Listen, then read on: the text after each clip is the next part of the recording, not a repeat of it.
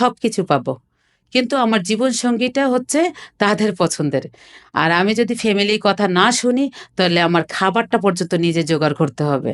আর আজকে এই ভাইয়ার কাছে আসা, আমি কখনোই ভাবি না যে আমার লাইফস্টাইলটা যেরকম যে আমি আপনাদের কাছে এই কথাগুলো শেয়ার করব।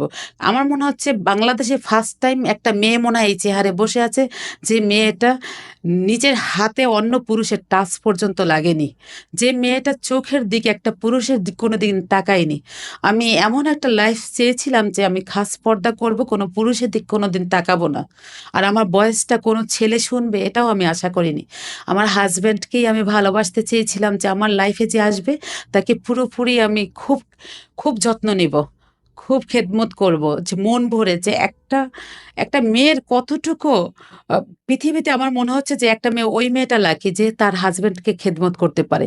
আর আমি ওই মেয়েদের কাছে আমার একটা রিকোয়েস্ট থাকবে, যে মেয়েরা যারা হাজবেন্ড ওয়াইফ থাকার পর মাঝখানে ঢুকে পরকীয়ায় লিপ্ত হয়ে বাচ্চাটাকে বাবার কাছ থেকে কেড়ে নেয়, মায়ের কাছ থেকে নিয়ে যায়, ওই বোনদের বলছি, এই এই লালসার কারণে তুমিও একদিন লালসিত হবা। কারণ কেউ কোনোদিন কাউকে কষ্ট দিয়ে সুখী হয় না, আমি এটা দেখেছি। তাই বিবাহিত ছেলেদের কাছে রিলেশন না করে, বা বিবাহিত নারীদের পরকীয়ায় না জড়িয়ে, আমি মনে করি রাস্তায় একটা মেয়ের সাথে রিলেশন করা অনেক বেটার। কারণ তাদের লাইফটা কেন নষ্ট করবা? তারা স্বামী স্ত্রী খুব বেটার আছে। মাঝখানে তুমি দেখে তারপরে তাদের ভিতরে ঢুকে সেই বাচ্চাটা মায়ের কাছ থেকে চিরজীবনের জন্য লাঞ্ছিত হয়। আর একটা মেয়ে বাচ্চা বাবার কাছে গিয়ে, সেই বাচ্চাটা বাবার কাছে গিয়ে যখন মেয়েটাকে বিয়ে দিতে চায়, মেয়েটা যখন পিরিয়ড হয়, তখন মাকে খুব প্রয়োজন। সেই সেই দিনগুলো কি ফেরত দিয়ে কেউ ফেরত আনতে পারবে না। কারণ আমার মেয়েটা যখন বড় হবে, তখন আমাকে খুঁজবে, যখন যে আপন মা কোথায়। আর আপন মা সে কোথায় আছে একমাত্র আল্লাহই ভালো জানে। তাই এরকম কাজ করাটা কোনো মেয়েদের উচিত না, যে কারোর সাথে পরকীয়ায়। আমি পরকীয়াটা জঘন্য একটা খারাপ মনে করি। স্বামী ছাড়া সারা জীবন কাটিয়ে দেবা, কিন্তু পরকীয়ার মতন জঘন্য কাজে লিপ্ত হওয়া উচিত না। আর এখনকার মেয়েরা টাকা ছাড়া কিছু চেনে না, আর ভাবে যে যেই হাজবেন্ড ওয়াইফ সুখে থাকে তাদের ভিতরে ঢুকে পরকীয়াটা করা। আমি মেয়েদের একদম সাপোর্ট করি না। আর ওই মেয়েদের আমি ঘৃণা করি। মেয়েরা যদি খারাপ না হতো, তো ছেলেরা তো রাস্তায় গিয়ে মেয়েদের ধরে আসে না, যে আমার সাথে রিলেশন করবা। এটা কখনোই না। আমি মনে করি মেয়েরা আগে এগিয়ে যায়, তারপর ছেলেরা আগায়। একটা মেয়ে যদি চাইতো যে না, আমি একটা ছেলের সাথে রিলেশন করবো না, আমি যদি 24 বছর কাটিয়ে দিতে পারি আমার লাইফে পরকীয়া ছাড়া, আমি যে 24টা বছর নিজেকে সতী মনে করতে পারি, ফ্যামিলির কাছে একবেলা খাবারের জন্য কষ্ট করতে পারি, তারপর তো আমি কোনো পরকীয়ায় জড়াই নেই। আমার কাছে কি এরকম প্রপোজ আসেনি? আমি অনেক শুনেছি, আমাকে বলছে যে 1 কোটি টাকা দিয়ে আমাকে বিয়ে করবে।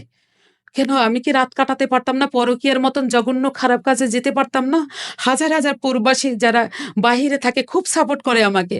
কই আমি তো দিনরাত ইনকাম করতে পারতাম। আজকে ভাইয়ের কাছে আমার এসে কান্নাকাটি করা লাগবে না। কারণ সৎ হালাল খাবারের জন্য এটা রুচিই আলাদা। আর যেটা হারাম খাবার, এটা রুচি কখনোই ভালো হয় না।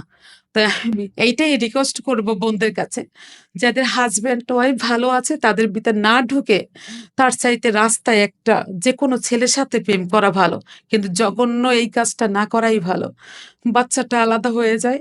হুম, মায়ের কাছ থেকে, বাবার কাছ থেকে।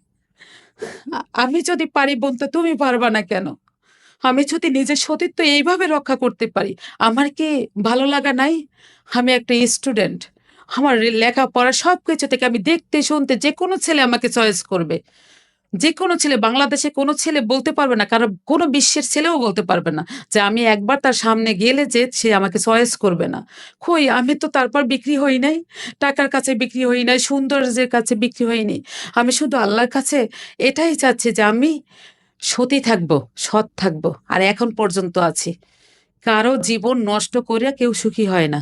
আমি ভাইদের ও বোনদের কাছে বলবো, আহ, যদি কেউ আমাকে চান যে আমার ফ্যামিলির কাছ থেকে আমি একটু দূরে থাকতে চাই, কারণ ফ্যামিলির কাছ থেকে আমি থাকতে থাকতে আমি একদিন আমার সুইসাইড ছাড়া আর কোনো রাস্তা হবে না। কারণ তাদের এই অত্যাচারটা সহ্য হয় না। আমার মনে হয় তাদের টাকাটা যদি আমি দিতে পারতাম, তাদের কাছ থেকে আমি দূরে থাকতে পারতাম।